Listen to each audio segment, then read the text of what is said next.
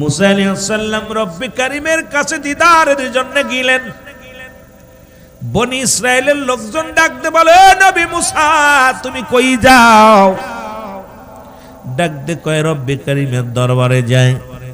বলে নবী মুসা তুমি যেহেতু আল্লাহর দরবারে যাও, আমরা বনি ইসরাইলের জন্য একটু নালিশ নিয়ে যাও, তোমার আল্লাহ যেন আমাদের খাবারের ব্যবস্থা করে দেয়, রিজিকের ব্যবস্থা করে দেয়। তোমার আল্লাহ যেন আমাদের দিকে একটু মায়ার নজরে তাকায়, তোমার আল্লাহ যেন আমাদের একটু সুষম খাবারের ব্যবস্থা করে দেয়। রব্বে কারীমের সঙ্গে সাক্ষাৎ পরে নবী মুসা ডাকতে বলে, রব্বুল আলামিন, এ রব্বুল আলামিন, তোমার কাছে একটা আমি দাবি করে যাই, হয়তো জীবনের শেষ দিদার, জীবনের শেষ কথাবার্তা যাবার আগে একটা দাবি করে যায়, আল্লাহ তুমি বনি ইসরাইলের লোকদের জন্য একটু খাবারের ব্যবস্থা করে দিও, সুষম খাবারের ব্যবস্থা করে দিও, রিজিকের ব্যবস্থা করে দিও। আল্লাহ ডাকতে কয়, নবী মুসা তোমার হাতে কি? কয় লাঠি। কয় লাঠি দিয়া বাড়ি মারো ওই পাহাড়ের মধ্যে। পাহাড়ের মধ্যে একটা বাড়ি মারলেন। বাড়ি মারার পর পাহাড়টা গলিয়া সঙ্গে সঙ্গে বিশাল একটা নদী হয়ে গেল। মুসা আলাইহিস সালামকে আল্লাহ বলে, ডাক দে নবী মুসা, ওই নদী দেখছো, নদীর মধ্যে পানির মধ্যে একটা বাড়ি মারো। যখন পানির মধ্যে একটা বাড়ি মারছি, এবার দেখে পানির ভিতরে বিশাল একটা পাথর ভেসে আসছে। আল্লাহর নবী ডাক দে, আল্লাহ রাব্বুল আলামিন ডাক দে কয়, নবী মুসা ওই পাথরটার ভিতরে একটা বাড়ি মারো। যখন হাতের লাঠি দিয়া পাথরটার মধ্যে একটা বাড়ি মারছে, মারার সঙ্গে সঙ্গে ভিতরে থেকে একটা তাজা হরিণ বাইর হয়ে আসছে। হরিণের মুখের মধ্যে তাজা ঘাস। এবার আমার আল্লাহ ডাক দে কয়, নবী মুসা কি দেখলাম? ডাক দে কয়, আমার আল্লাহ পাহাড়ের মধ্যে নদী, নদীর মধ্যে পাথর, পাথরের মধ্যে হরিণ, হরিণের গালের মধ্যে আছে তাজা ঘাস। আমার আল্লাহ ডাক দে কয়, নবী মুসা শোনো, এই পৃথিবীর মধ্যে আমি হইলাম স্রষ্টা, তুমি হলে সৃষ্টি, সুতরাং তুমি একমাত্র বনি ইসরাইল নয়, পৃথিবীর মধ্যে যত মাখলুকাত আছে রিজিকের দায়িত্ব আমার, রিজিকের ফয়সালা করি আমি আল্লাহ। তুমি শুনে নাও, শুনে নাও, শুধু বনি ইসরাইল লোক নয়, পৃথিবীর সমস্ত মাখলুকাতকে খাওয়াই আমি। আমি হলাম রাজক। জোরে জোরে চিল্লায় বলা যাবে না মারহাবা? আর একটু জোরে জোরে চিল্লায় বলা যাবে না আল্লাহ। কথা কি বোঝেন? এটা সুদ খোরেরা বুঝবো না, ঘুষ খোরেরাও বুঝবো না, হারাম খোর তো জীবনেও বুঝবে না। হারাম খোর এ জীবনে মনে করে মনে হয় সুদ না খাইলে পেট চলবো না, ঘুষ না খাইলে পেট চলবো না। এই হারাম খোরদের আপনি যতই বুঝান কোনোদিনও বুঝবে না। রিজিকের মালিক কে? আরো জোরে বলেন কে? আল্লাহ। সুতরাং এই মাখলুকাতকে খাওয়ায় কে? আর একটু জোরে বলেন কে? কথাগুলো খুব মনোযোগ দিয়া শুনবেন। শুধু এই মুসা নবী নয়, মুসলমান শুনে নাও, কি দাঁড়িয়ে আছে মুসলমান সুলাইমান পয়গম্বর। আর একটু জোরে, আমি ছোট ছোট কিছু কথা বলে আলোচনা শুরু করি আস্তে আস্তে। পয়গম্বর সুলাইমান, যাকে আল্লাহ তো পার দিয়েছিলেন, উনি লাঠি বর্দে দাঁড়িয়ে আছে একটা বিশাল একটা মরু প্রান্তরে। পয়গম্বর সুলাইমান দেখেন একটা পিপিলিকা মুখের মধ্যে একটা খাবার নিয়ে গুটি গুটি পায়ে সাগরের দিকে রওনা দিতেছে। পয়গম্বর সুলাইমান মনে করলেন পিপিলিকাটা পথ ভুল করেছে, সুতরাং পথটা ভুল করেছে, নিশ্চিত বিপদে পড়ে যাবে। ও যুবক, পয়গম্বর সুলাইমান গুটি গুটি পা গাইতে লাগলেন। এবার পিপিলিকাটা সাগরের মধ্যে যখন সাগরের কলেজে দাঁড়াইলেন, খুব খেয়াল, সাগরের কলেজে দাঁড়াইলেন, দাঁড়ানোর পর সাগরের ভিতরে থেকে একটা ব্যাঙ লাফ দিয়ে উঠে পড়ছে। ব্যাঙটা সে হাঁ করলেন আর পিপিলিকা তার মুখের মধ্যে চলে গেল। চিন্তা করে সুলাইমান পয়গম্বর, আল্লাহ এ কি দেখাইলাম? আরে এই পিপিলিকাটা এত কষ্ট করে একটা হার নিয়ে আসলো, তারে ব্যাঙটা খেয়ে ফেললো। কিছুক্ষণ পরে ব্যাঙটা আবার লাফ দিয়ে পানির উপর উঠলো, উঠিয়া যখন হা করে দিছে, ব্যাঙটা সঙ্গে সঙ্গে বাইর হয়ে গেছে। এবার সুলাইমান পয়গম্বর ডাক দিয়ে কয়, পিপিলিকা দাঁড়াও, কারণ সমস্ত পশু পাখির ভাষা বুঝতেন পয়গম্বর সুলাইমান। এবারে ডাকতে বলে পিপিলিকারে দাঁড়াও, তুমি আমারে বলো কারণটা কি বলো। তোমারে দেখলাম একটা হারনিয়া একটা শস্য গালে করিয়া তুমি রওনা দিলা, তুমি এরপরে ব্যাঙের গালের মধ্যে গেলা, ব্যাঙটা যখন আবার পানির মধ্যে ডুবতে চলে গেল আবার তোমাকে উঠায়া দিল, কারণটা কি? পিপিলিকা বলে এই আল্লাহর পয়গম্বর সুলাইমান পয়গম্বর শোনো, আমার রব্বে কারিম রিজিকের মালিক এই সাগরের নিচে পাথরের মধ্যে একটা প্রাণী ধরা পড়ে আছে, একটা পোকা একটা পড়ে গেছে, এই পোকাটাকে খাওয়ানোর দায়িত্ব আল্লাহ দিছে আমারে। আমি সারা দিন ভরে মাঠ দিয়া কি করি, ওই রিজিক খুঁজি, শস্য দানা খুঁজি, আর ওই শস্য দানা গুলো নিয়ে সাগরের পাশে দাঁড়াই, যেহেতু আমি পানির নিচেই যাইতে পারি না, ওই ব্যাঙটা আসিয়া আমারে নিয়ে যায়, আবার ওই প্রাণীটাকে খাবার খাওয়ায়া আবার ব্যাঙের গালের মধ্যে আসি, আবার আমাকে ছেড়ে দেয়। এইভাবে আমি প্রতিনিয়ত আজ কয়টা দিন আসা যাওয়া করি, কারণ ওই রিজিকের সন্ধান, রিজিকের মালিক হলো আমার আল্লাহ। জোরে জোরে চিল্লায়া বলা যাবে না মারহাবা। সুদখোরেরা, ঘুষখোরেরা খুব খেয়াল, রিজিকের মালিক কে? খাওয়ায় কে? আরো জোরে, আল্লাহ তুমি রিজিক দাতা নাম তাই রজক, সব প্রাণীকে দাও গো রুজি দাও তাই খরাক, তোমার তরিফ তোমার গানে জেগে ওঠে বরবে আনে, বিলে ঝিলে মাঠে রুজি পায় যে পাখির ঝাঁক, মৌমাছিরা গুনগুনিয়ে যাই যে কাজে গান শুনিয়ে, পিঁপড়া পায় খুঁজে আহার কঠিন শ্রমে ময়দানে আর। এই জন্য আল্লাহ কাল কাসিম হাবিবুল্লাহ দিন মজুরি মেহনতকারী যারা ঘাম ঝরায় এরা হলো আমার বন্ধু। এখন আজকে দুনিয়ার মধ্যে মুসলমান বাবারা আমার, পৃথিবীর মধ্যে শ্রম দিবেন, আপনি শয়তানের বন্ধু হবেন না, আল্লাহর বন্ধু হবেন। এই ঘুষ সুদ ছাইরা দিয়া তুমি হালাল পথের রোজগার সন্ধানে বাইর হয়ে যাও, রব্বে কারিম খাবে, রব্বে কারিম বাঁচাইবে, রব্বে কারিম সব কিছু দান করবে। কিন্তু আমার দেশের মানুষের রব্বে কারিমকে ভুলে গেছে, এখন সুদের টাকা পাইয়া ঘুষের টাকা পাইয়া রাতারাত ধনী হইতে চায়। ও যুবক শুনে নাও, সুতরাং তুমি ফিরবে, একদিন তোমাকে যেতেই হবে অন্ধকার কবরে, সেই রব্বে কারিমের কাছে ধরা পড়তে হবে। বাঁচার মতো কোনো উপায় নাই, কোনো পথ না। আসেনি রিজিকের মালিক কে? আল্লাহ নিজে বলেন কাসিম হাবিবুল্লাহ, দিন মজুরি মেহনতকারী এরা হলো আমার বন্ধু। আপনারা ভ্যান চালক, রিক্সা চালক, দিন মজুরি যারা কাজ করেছেন সবাই কার বন্ধু? আসতে সব করে কলাস নাকি না সুদখোরের লগে মিশে গেছেন আপনারা? সুদ ঘুষ ছাইরা দিয়া যারা দিন মজুরি মেহনত করে এরা কার বন্ধু? ঘোষণা কার? আল্লাহ নিজে বলতেছে। কিন্তু এই ঘুষখোরগেরে যতই বুঝান কাজ হইতো না, সুদখোরে যতই বুঝান কাজ হইব না। হারামখোর হারাম খাইয়া দেহটা করছে, ওদের ভিতরেও ভয় নাই, অন্তরে ভয় নাই, মরণের ভয় নাই, কবরের ভয় নাই। জোরে বলেন ঠিক কিনা? ওরে আজ না হয় কাল, তুমি আজ না হয় যাইবা কবরে, যাবার বেলায় দেখবে চেয়ে গো তোমার ছবি রইল। কষ্ট হচ্ছে আপনাদের? আরে জোরে বলেন কষ্ট হচ্ছে? তরিকাতের ওয়াজ করবে, একটু ধৈর্য ধরেন, আস্তে আস্তে আমরা আগাই। অনেক ওয়াজ রয়েছে। কারণ কি তা কইলে আজান দিন না, নামাজ পড়বেন নি, ফজর আসর আজকে কয় রাকাত পড়ছেন? কয়েকটা পড়ছেন? আরে আমার বাদান কয়েকটা পড়ছেন?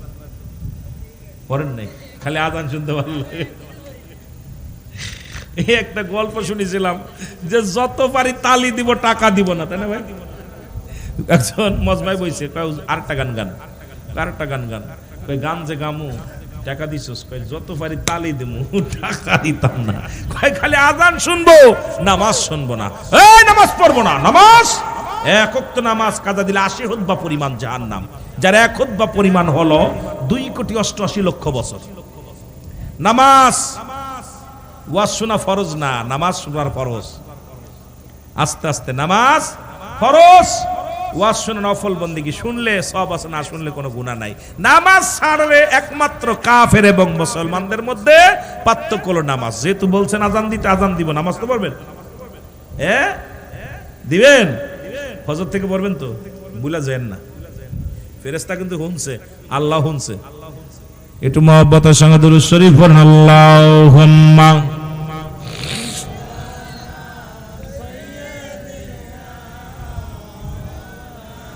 হাওয়ার গাড়ি হাওয়াই চলে, কলের গাড়ি তেলে চলে, ওরে বিনা তেলে চালাই গাড়ি নবী সুলাইমান, আমরা সেই মুসলমান, আমরা তথ্যে মুসলমান। এ মুসলমান গভীর মনোযোগ, গভীর মনোযোগ, কথাগুলো খেয়াল করবেন। ধীরে ধীরে আলোচনায় যায়। আমার যুবক বন্ধুরা, আমার বাবারা, আমার জাকের ভাইয়েরা, আমার পর্দারের মা বোনেরা, সামনে আমার বাজানেরা, শুনলেন দিলের কান্ডা লাগায়। ও যুবক, সুলাইমান পয়গম্বর হযরত দাউদ আলাইহিস সালামের কলিজার টুকরা সন্তান। ছোট্ট কথাগুলো বলি আমি, আর ছোট্ট ছোট্ট কথাগুলো বলবো, একটু মুখস্থ করবেন। লম্বা চওড়া আলোচনা নয়, ছোট্ট ছোট্ট কথাগুলো বলবো, যা শুনলে আপনাদের কাজে লাগবে। দাউদ আলাইহিস সালাম তখন রাজ্য পরিচালনা করেন। পয়গম্বর সুলাইমান ছোট্ট মানুষ, মুসলমান গভীর মনোযোগ। পয়গম্বর সুলাইমান পয়গম্বর, উনি চলাফেরা করে রাস্তা দিয়ে। ওই জামানার মধ্যে এক মহিলা, জীর্ণ শীর্ণ বাড়ি, গরিব মানুষ, এই ঘরের মধ্যে কোনো খাবার নাই। 4টা দিন অনাহারে স্বামী ইন্তেকাল করেছে, বিধবা মহিলা। এই বিধবা মহিলা চোখের পানি ছেড়ে কান্দার, কয় রব্বুল আলামিন, ডাক দে, কয় রব্বুল আলামিন,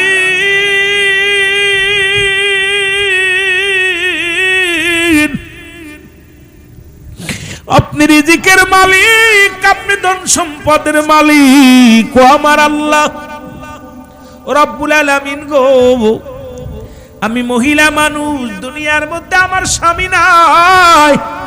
আল্লাহ, আমার স্বামী দুনিয়া থেকে বিদায় হয়ে গেছে, 2টা নাতি নিয়ে 3 দিন অনাহারে, ঘরের মধ্যে কোনো রিজিক নাই, কোনো খাবার নাই। খুব খেয়াল করবেন দরদি বন্ধুরা আমার। আলোচনার মূল শুরু করলাম, কই থেকে শেষ করি কোথায়, খুব দিলের কান্ডা লাগে, শুনতে হবে রে আমার বাবারা, দিলের কান্ডা লাগে, আলোচনা শুনতে হবে। মুসলমান আমার মা জননী কি করলেন? মানুষের বাড়ি থালা বাসন বা কি করে, ধৌত করে, মানুষের বাড়ি কাজ করে। এই মুসলমান ধোয়া পাইলা করে, বিনিময় যাও পায়। নাতি 2টা নিয়ে খানা খাওয়ায়, কিন্তু 3 দিন কোনো কাজ পাই নাই, অনাহারে মা জননী আছে। এবার চিন্তা করে, আল্লাহ, এইভাবে বসে থাকলে আমার জন্য আমি ভাবি না, তুমি রিজিকের মালিক, তুমি হায়াতের মালিক, সম্পদের মালিক। আল্লাহ, তোমার রাস্তায় বাইর হয়ে যায়, 3টা দিন কোনো কাজ উপায় না, সন্তানদের খাওয়াইতেও পারি না। এই নাতি 2টা লইয়া করবো খুব কষ্টের মধ্যে আছি। আল্লাহ, তুমি একটা কাজের সন্ধান করে দিও।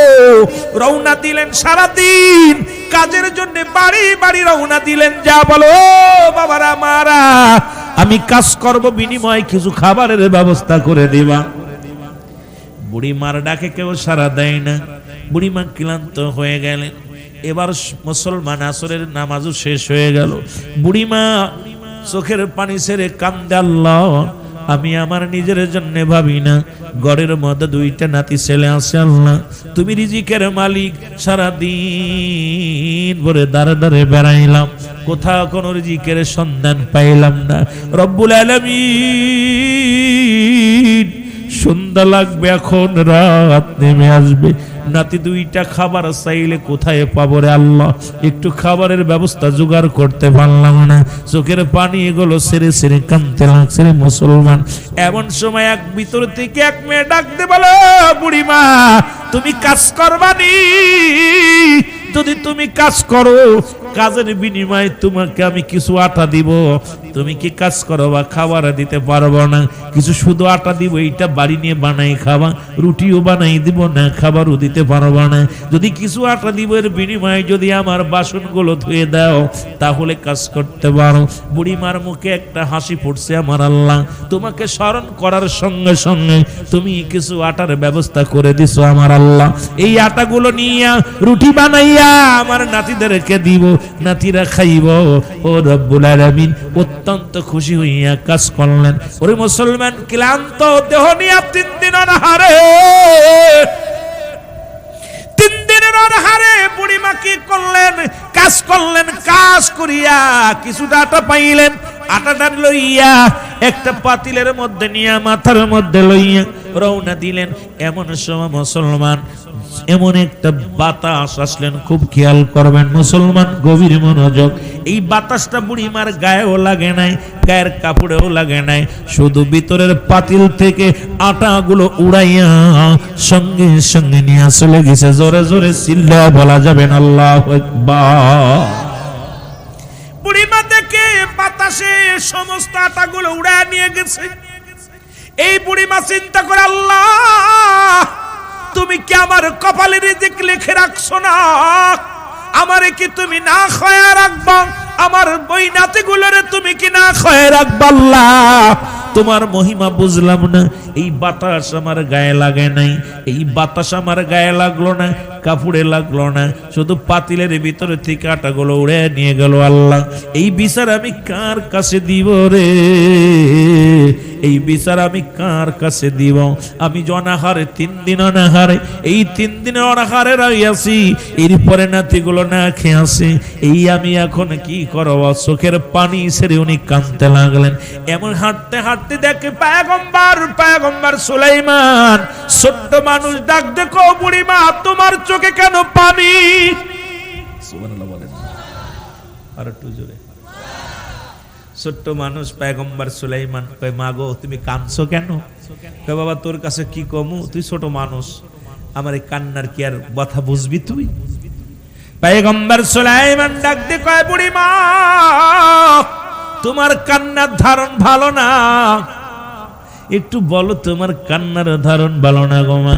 বুড়িমা কয়, বাবা কেন ধারণ ভালো থাকবে রে বাবা? 3 দিন অনাহারে ঘরের মধ্যে আমিও খানা খাই না, আমার 2টা ছোট্ট ছোট্ট নাতি আছে তারাও খায় না, আমার স্বামী মারা গেছে, আমার জামাই মারা গেছে, আমার 2টা মাত্র নাতি লইয়া আমি ঘরের মধ্যে থাকি, এই জীর্ণ শীর্ণ ঘরের মধ্যে আজ 3 দিন অনাহারে থাকি। আরে বাবা তুই ছোট্ট মানুষ, কি বলবো তোর কাছে? 3 দিন অনাহারে রয়েছি, কেউ আমারে খাবার দেয় না। আজ আল্লাহর নামে বাইর হয়ে গেলাম। ও আমার যুবক বন্ধুরা শুনে নাও, শুনে নাও, শুনে নাও। যখন আল্লাহর নামে বাইর হইয়া সারাদিন পার হয়ে গেল, কেউ কাজ দেয় না। এই শেষ বেলায় আসি এক মেয়ে, এক বাড়িওয়ালা আমাকে ডাক দিয়ে কিছু বাসন ধোয়া, কিছু আটা দিয়েছিল, সেই আটাটা লইয়া মনের আনন্দে আমি রওনা দিয়েছিলাম বাড়িতে যে আটাগুলো গোলাইয়া রুটি বানাইব, নাতিগুলোর দিব, নিজেও খাবো, এই চিন্তা করে যখন রওনা দিয়েছিলাম, হঠাৎ করে দেখি একটা বাতাস আসে, আমার গায়েও লাগে নাই, কাপড়ে লাগে নাই, গায়ের কাপড় পোশাকটা পর্যন্ত নড়ে নাই, শুধু পাতিলের ভিতরে থেকে আটাগুলো উড়ায় নিয়ে গেছে। এই দুঃখ আমি কারে বলবো, কার কাছে বিচার চাইবো? এই রব্বে কারিম আমার সঙ্গে এই ব্যবহারটা করলো কেন? এই জন্য আমি চোখের পানি ছেড়ে কাঁদতেছি। অসহায় মানুষকে তুমি আল্লাহ মারলা, এখন তো না খেয়ে থাকবে আমার নাতিরা, এই চিন্তায় আমি নিজে কাঁদতেছি। জোরে বলেন মারহাবা। আর একটু জোরে জোরে চিল্লায় বলেন না মারহাবা। এ হাওয়ার গাড়ি হাওয়ায় চলে, তেলের গাড়ি তেলে চলে, ওর বিনা তেলে চালাই গাড়ি নবী সুলাইমান, সেই মুসলমান আমরা তথ্যে মুসলমান। পয়গম্বর সুলাইমান ডাকতে বলো, বুড়িমা বুড়িমা গো, এই রাজ্যের খলিফাকে তুমি জানো নি? সেই খলিফার কাছে বিচার দাও, তোমার আটা চুরি হয়ে গেছে। বুড়িমা কয়, বাবারে এই রাজ্যের যিনি খলিফা তারেও আমি ভালো চিনি না, তবে নাম শুনেছি। মাগো তুমি নামটা বলো। কয় নামটা হলো হযরত দাউদ আলাইহিস সালাম, তিনি হলো এই রাজ্যের খলিফা, তিনি একজন নবী। কয় বুড়িমা তুমি নামটা ঠিকই বলেছো, জীবনে দেখছো নি? কয় না তো, কোনোদিন দেখি নাই। ডাক দে কয়, বুড়িমা আমি দাউদের একমাত্র ছোট্ট সন্তান, আমি ছোট্ট শাহজাদা। ও বুড়িমা আমি হলাম দাউদ নবীর সন্তান, চলো যাই এই দাউদ আলাইহিস সালামের কাছে বিচার লইয়া। তোমার আটা কেন নিয়ে গেল? ওই আটার বিনিময়ে 3 দিন অনাহারে আসো, এর একটা বিচার হবে। বুড়িমা চলো, দেরি করো না, তুমি আমার সাথে চলো। দাউদ আলাইহিস সালামের কলিজার টুকরা সুলাইমান পয়গম্বর উনি আগে আগে রওনা দিলেন, পিছে পিছে বুড়িমা যায়। যাইয়া দাউদ আলাইহিস সালামের কাছে এইবার বাবা ডাকতে বলে, বুড়িমা ওই যে আমার আব্বা, যান যান যান, যে আমার আব্বার কাছে নালিশ দেন, দেখি আমার আব্বা কি বিচার করে। জোরে জোরে চিল্লা বলা যাবে না মারহাবা। সৎ ছেলে দেখেন, আদর্শবান ছেলে। কয় মা তুমি আমার আব্বার কাছে বিচারটা নিয়ে যাও। কয় বাবা বিচার কার বিরুদ্ধে? কেউ তো আমি দেখি নাই কে নিয়ে গেছে, খালি দেখছি মা পাতিল বইরা নিয়ে এলাম, হঠাৎ করে একটা বাতাস আসলে সব লয়ে গেছে। আমি কার বিরুদ্ধে নালিশ দিব? বাতাসের বিরুদ্ধে নালিশ দিয়ে মায়ের খামু? বাতাসটা কি দৌড়া যাইব? পয়গম্বর সুলাইমান কয় মা গো তুমি টেনশন করো না, যাও, উনি নবী মানুষ, এরপরে নবী তারপরে পয়গম্বর, দেখবে একটা ফয়সালা দিমু, বিচার করমু, যাও। নিয়ে গেছে, সাইদা সাইদা নিয়ে গেছে। পয়গম্বর সুলাইমান পয়গম্বর তারা আছে রে, বুড়ি মাতে সালাম দে, আসসালামু আলাইকুম আল্লাহর নবী দাউদ। ও পয়গম্বর দাউদ রে। দাউদ আলাইহিস সালাম বলে, আলাইকুম আসসালাম বুড়িমা। ও বুড়িমা তুমি কি চাও? কয় বাবারে আমি একটা নালিশ, একটা বিচার নিয়ে তোমার দরবারে আসছি। এদিকে কি নালিশ বলো মা? কয় আমি 3 দিন অনাহারে, আমার নাতিগুলো না খেয়ে আছে, কেউ কাজ দেয় না। বিকেল বেলা আমি আল্লাহর নামে বাইর হয়েছিলাম। ও মুসলমান শুনে নাও, চিন্তা করলাম আল্লাহ আজকে খাওয়াইলে খাবো, না খাইলে না খাবো। আমি সেই রব্বে কারিমের কুদরতি নাম নিয়ে বাড়ি থেকে বাইর হলাম। ওই এক কাজ সারাদিন দূর হয়ে গেল, বিকেল বেলা একটা কাজ পাইলাম, বিনিময়ে কিছু আটা পাইলাম। এই আটাটা নিয়ে মনের আনন্দে যখন বাড়ির দিকে রওনা দিয়েছিলাম, এই আল্লাহর নবী দাউদ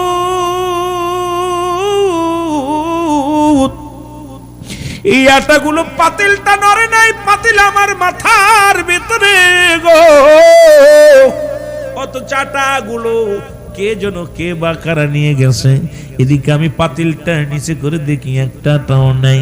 আমি আপনার কাছে বিচার চাই, আমার আটাগুলো চাই, আমার ছোট ছোট মাসুম বাচ্চাগুলো না খেয়ে আছে। দাউদ আলাইহিস সালাম ডাকতে বলে, উজির কোথায় রে? এই মহিলা গরিব মানুষ, 3 দিন অনাহারে আছে, 2 বস্তা আটা নিয়ে আয়, তাড়াতাড়ি নিয়ে আয়। 2 বস্তা আটা নিয়ে এই মহিলার বাড়ি পর্যন্ত পৌঁছাই দিয়ে আসবি, কারণ ইনি গরিব মানুষ, গায়ে বলা নাই, টানতেও পারবে না। এই দুজনের 2 বস্তা মাথায় নিয়ে যখন রওনা দিছে, পথের মধ্যে মুসলমান শুনে নাও, সুলাইমান পয়গম্বর দেখে বুড়িমা খুব আনন্দে মুখে হাসি, খুব হাসতে হাসতে পিছনে পিছনে আসে। আর 2জন পার উজির এবং উজিরের সঙ্গে 2জন 2 বস্তা আটা নিয়ে সামনে রওনা দিয়ে চলতেছে। ডাকতে বলে, বুড়িমা দাঁড়াও, ও বুড়িমা দাঁড়াও গো। বুড়ি কয় বাবা আবার কিসের জন্য দাঁড়া করলি? কয় মা গো কি বিচার? দাউদ আলাইহিস সালাম কি বিচার করছে বলো? কয় মা গো বিচার, বাবা বিচার আমি ভালো পাইছি, আমি খুশি। কয় তুমি খুশি হলি তো চলবে না, আমার দেশের অবস্থা ভালো করে শুনবেন বাবা, গভীর মনোযোগ। কয় তুমি খুশি হইলে তো চলবে না মা। কি কি হইছে বলো? কয় বাবা রে, তোমার আব্বার কাছে আমি যখন বিচার দিলাম, তোমার আব্বা এত ভালো মানুষ আমার আগে জানা ছিল না। তোমার আব্বার মতো মানুষ এই দুনিয়ার মধ্যে আর বুঝি কেউ নাই। আমি দুঃখী মানুষের কথা হই না রে। একটা নয়, দুটি নয়, 2 বস্তা আটা আমারে দিয়া দিছে।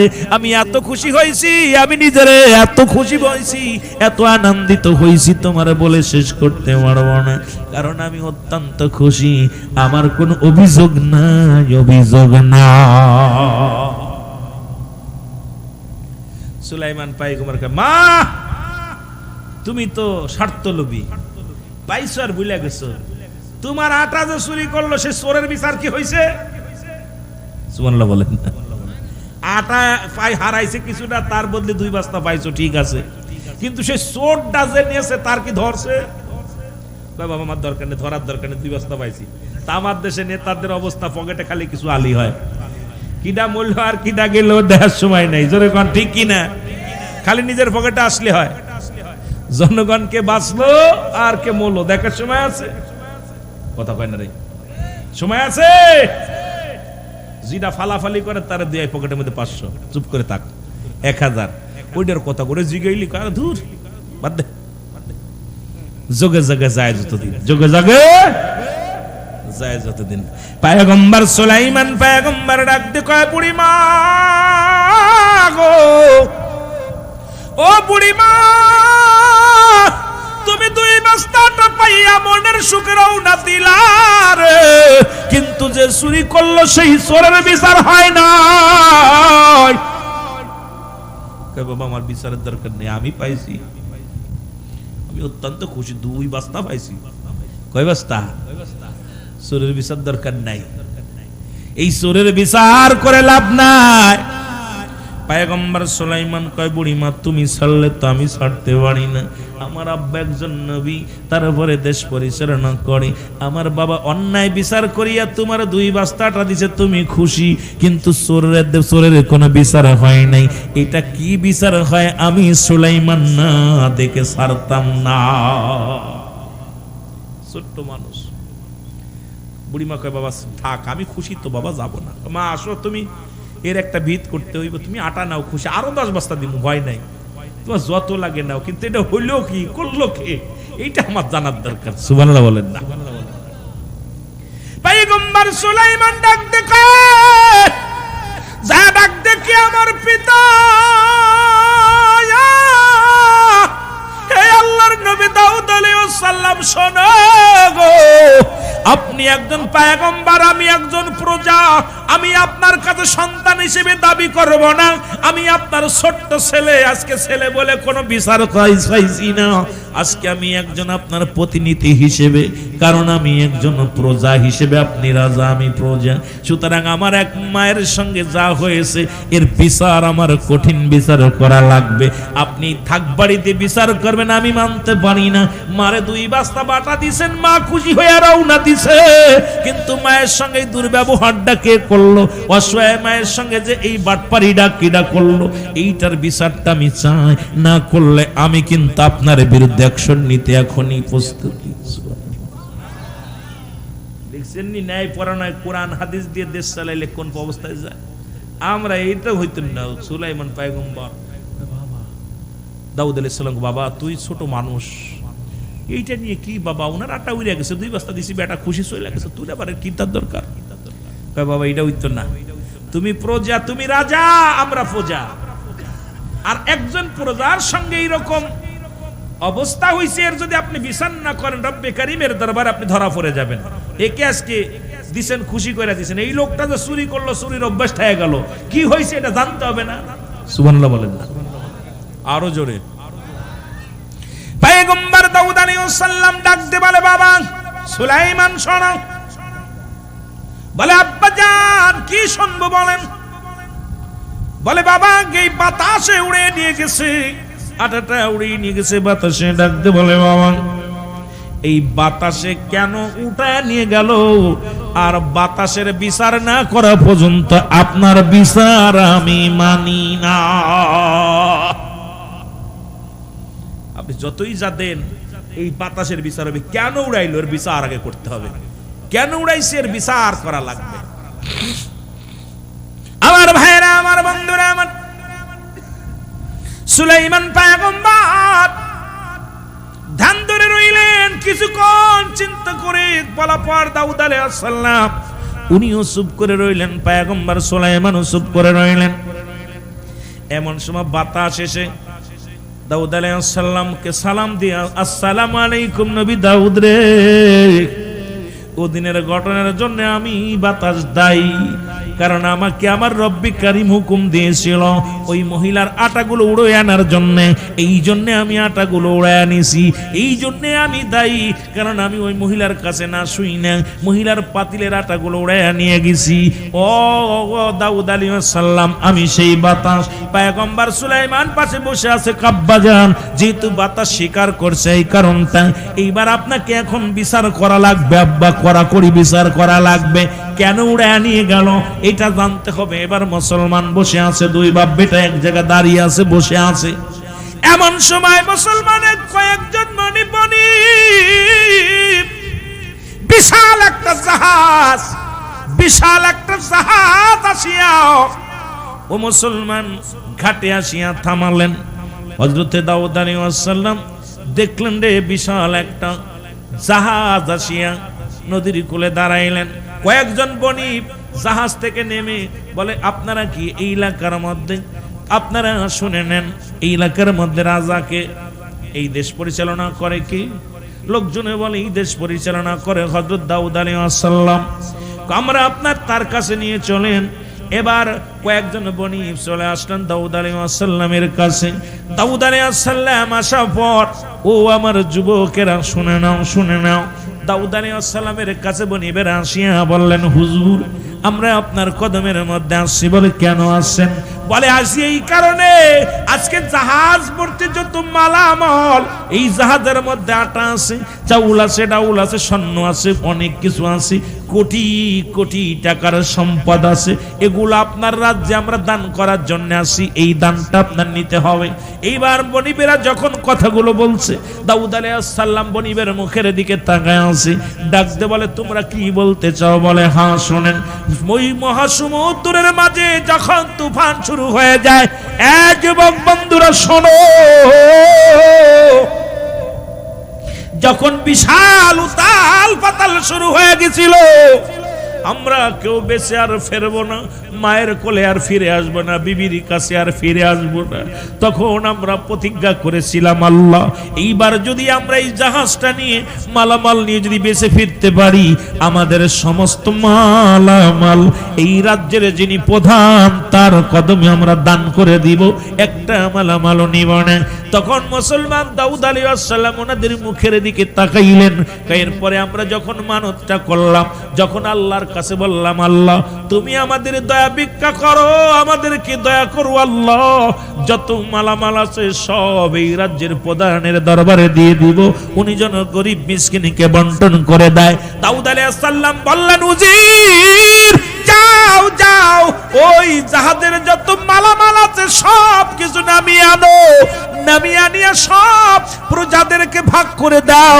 এমন সময় বাতাস বলে, আসসালামু আলাইকুম নবী দাউদ, দাঁড়ান। দাউদ আলাইহিস সালাম দাঁড়িয়ে গেছে, পয়গম্বর সুলাইমান পাশে দাঁড়িয়ে আছে।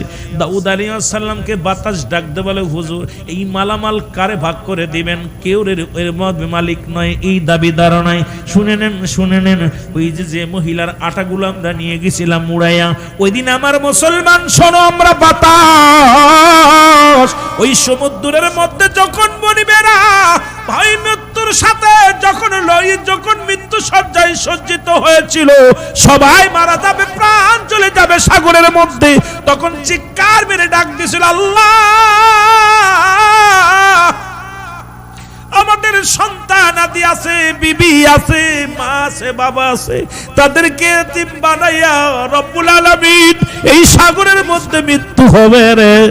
একটা চিৎকার মেরে যখন কেঁদেছিল আমার আল্লাহ, তখন আমরা বাতাস ওই পথে যাইতেছিলাম, ওই জাহাজের উপরে দিয়া উঠতেছিলাম, রব্বি কারীম হুকুম দিয়েছিল, বাতাস যাও যাও, ওই না জাহাজের এক পাড়ে ভেঙে গেছে, একটু জায়গা ফুটা হয়ে গেছে, যদি পানি ওঠে তাহলে সবাই মারা যাবে, তাড়াতাড়ি বন্ধ করো হুকুম দিয়েছিলেন। তখন ওই মহিলার ওই আটার যখন যে ওই পাতিলের মধ্যে যতগুলো আটা ছিল আটাগুলো উড়ায়া নিয়ে ওই না জাহাজের তলির মধ্যে দিয়ে দিছিলাম, ওই চলি দিয়া পানি ওঠা বন্ধ হয়ে গেছিল। যেহেতু ওই মহিলার আটা নিয়ে আমি ওই জাহাজের ছিদ্রা বন্ধ করেছি, সুতরাং এই যে জাহাজে যত মালামাল, এই মালামালের দাবিদার কেউ না, মালিক কেউ না। এটা যেহেতু বনিবেরা ছেড়ে দিছে, দান করেছে, এটার মালিক হলো এই হতভাগিনী মা। এই মহিলা জোরে জোরে সিল্লা বলা যাবে না মারহাবা। পয়গম্বর সুলাইমান ডাক দেখে, আমার আব্বা জান, ও আমার আব্বা জান, আপনি কি শুনতে পেয়েছেন বাতাসের কথা? বলে শুনেছি বাবা, শুনেছি। তাহলে দেরি করেন না, এই মহিলাকে আবার ডাকেন। মহিলাকে ডাকা হলো, মেয়েকে ডাক দে। পয়গম্বর সুলাইমান ডাক দে, কয় মা, এই জাহাজে যত মালামাল ছিল সব আপনার, কারণ আপনি তাওয়াক্কুল ছিল আপনার আল্লাহর প্রতি, কারণ আপনি কখনো কোনো মানুষের দিকে তাকান নাই, কোনো মানুষের দ্বারা যান নাই, আপনি একটা চিন্তা ছিলেন, তাওয়াক্কুল ছিল আমার রব্বুল আলামিনের। আল্লাহর রাস্তায় বাইর হয়ে গিয়েছিলেন কাজের সন্ধানে, রিজিকের ব্যবস্থা করে দিছে আমার আল্লাহ, সুতরাং এই ফয়সালাও দিছে আমার আল্লাহ। সুতরাং ও মুসলমান শুনে নাও, ওই বনি ইসরাইল মানুষদেরকে বুঝাইলেন, দুনিয়ার মানুষ শোনো, দুনিয়ার মুকাফিক কি হয় না, আল্লাহর মুকাফিক কে হও, কারণ তিনি হায়াতের মালিক, তিনি রিজিকের মালিক, তিনি আসমানের মালিক, জমিনের মালিক, মৌতের মালিক, সব কিছুর মালিক। আজকে দুনিয়ার মধ্যে আমরা শুধু হট্টগোল আর জঞ্জাল খেসখেসি নিয়ে পড়ে আছি। এই জন্য আমি বললাম কুল্লুমান আলাইহা ফান, আল্লাহ কয় বান্দারে এই জমিনের মধ্যে যা কিছু আছে সব আমি চূর্ণ বিচ্ছিন্ন করে দেব। এই জমিনের মধ্যে যত মাটি আছে মাটিগুলো পুড়ে আমি তামা বানাইয়া দিব। এই জমিনের মধ্যে যত পানি আছে সব পানিগুলো আমি পুড়ায় ছাই বানাইয়া দিব। যেদিন কিচ্ছু বলতে কিচ্ছু থাকবে না, সেদিন থাকবে শুধু আমার আল্লাহ। আল্লাহ কয় বান্দারে সেদিন থাকবো শুধু আমি, আর আমি থাকবো আমার নবীর ভালোবাসা নিয়া। জোরে জোরে চিল্লা বলা যাবে না মারহাবা। মহব্বতের সঙ্গে দুরূদ শরীফ পড়ুন। আল্লাহুম্মা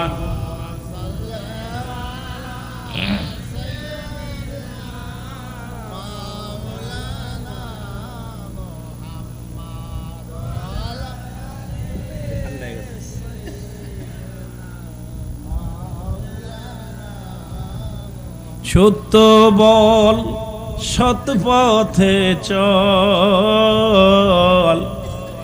ওরে আমার মন, ঠিক কি না?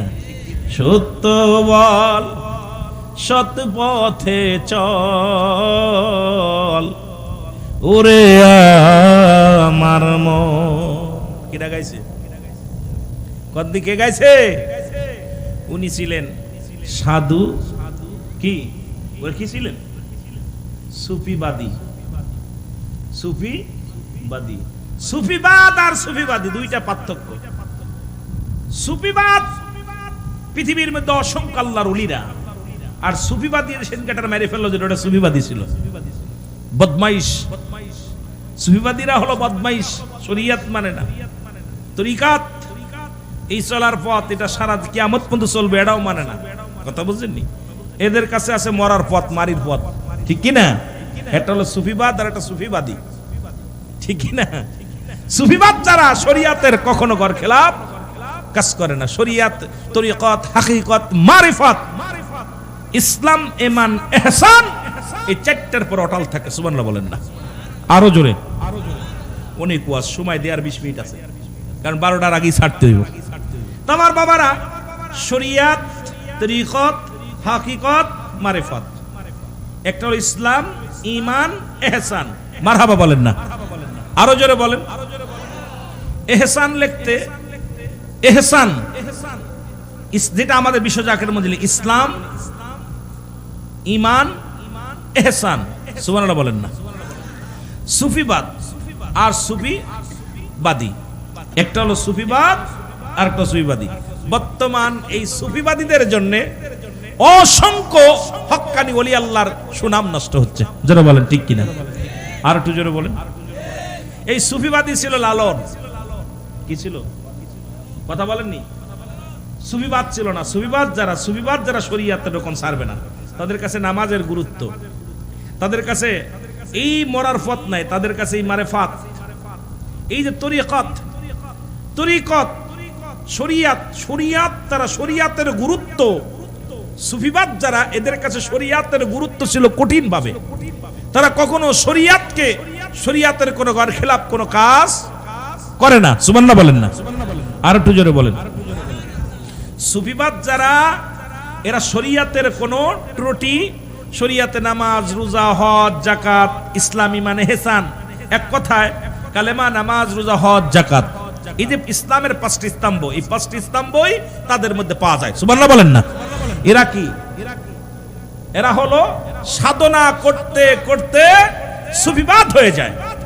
আর সুফিবাদী হলো সে নিজেরে খুব পণ্ডিত মনে করে, নিজেরে লুকিয়ে রাখে দুনিয়ার মধ্যে জিনা, ব্যভিচার এবং বেপর্দা বেহায়াপনা, নারী পুরুষ একত্রিত করে নাচা গাওয়া ইত্যাদি ইত্যাদি। যার ভিতরে শরিয়াতের রকম নাই, যার ভিতরে আছে সম্পূর্ণ ভণ্ডামি। জোরে বলেন ঠিক কিনা, আর একটু জোরে বলেন। এই দেশে বাংলাদেশটা সুফিবাদদের দেশ। এই দেশটার মধ্যে সুফিবাদ যারা ছিলেন, দেখবেন অসংখ্য আল্লাহর ওলিরা এই দেশে যারা ইসলাম প্রচারের জন্য যাদের ভূমিকা ছিল এই দেশের মধ্যে, তারা কিন্তু শরিয়াতের কোনো কিছু একটা রকম ছাড়ে নাই। জোরে বলেন ঠিক কিনা, কষ্ট হচ্ছে আপনাদের? কথা বলেন না কেন? শরিয়াতের একটা রকমও ছাড়ে নাই। এই জন্য আমি আপনাদেরকে বলবো, যারা সুফিবাদে বিশ্বাস, তারা এক নম্বরে নামাজের প্রতি গুরুত্ব দিতে হবে, ঠিক কিনা? কাফের এবং মুসলমানদের মধ্যে পার্থক্য হলো নামাজ। কাফেররা নামাজ ছাড়ে, মুসলমান নামাজ ধরে। এখন আপনি সুফিবাদ তো যারা, তাদের নামাজ লাগে না, নামাজও পড়ে পূজাও করে, কথা বুঝলেননি? ওদের কোনো ধর্মের ভিতরে ওদের কোনো মোটামুটি, ওরা যে হিন্দু না, বৌদ্ধ না, খ্রিস্টান না, ইহুদি না, নাসারা, এগুলো বুঝা বড় কঠিন। শরিয়াতে যে ব্যক্তি শরিয়াত ছেড়ে দিল সে কাফের। আর তোর বাবারা তরিকা যেটা চলমান অবস্থায় চলবেই, চলন্ত থাকবে কিয়ামত পর্যন্ত, সেই তরিকা কোনটা? রাসূল পাক সাল্লাল্লাহু আলাইহি সাল্লাম যে তরিকার উপর অটল ছিলেন, সাহাবীরা যে তরিকার উপর অটল ছিলেন, কিয়ামত পর্যন্ত এটা থাকবেই, চলবেই। মারহাবা বলেন না, আর একটু জোরে বলেন। কিন্তু সুফিবাদী যারা, এরা কিয়ামত পর্যন্ত জারি থাকবে, শয়তানের আকড়াও থাকবে, আল্লাহর কথাও থাকবে। কারণ তাদের ভিতরে ন্যূনতম কিছু যদি পান, কিছু পাইলে সেইটার প্রতি আপনারা আঁকড়ে ধরেন। কারণ যে ব্যক্তি শরিয়াত ছেড়ে দিছে সে কাফের। আমার পীর কেবলা জান বলছে, বাবা, যে ব্যক্তি নামাজ পড়ে না সে আগুনের পর হাত দিলে পড়ে না, ওটা ভণ্ড। এই জাকের বেড়া কথা বলে সত্য কথা বুঝেন। কেবলা জান হুজুর বলছে, বাবা, যারা নামাজ পড়ে না, তারা যদি অনেক ভণ্ডরা আছে, তারা পানির পদ্মে ভেসে যায়, ডোবে না, আগুনের পর হাত রাখলে পড়ে না, নামাজ তারা পড়ে না, কিন্তু এরা ভণ্ড। তা আমি দেখলাম আপনাদের এই এলাকায় যারা পিটিয়ে মারছে, দেখলাম যদিও শরিয়াতে মানুষ হত্যা মহাপাপ, কিন্তু শরিয়াতের বিধান অনুযায়ী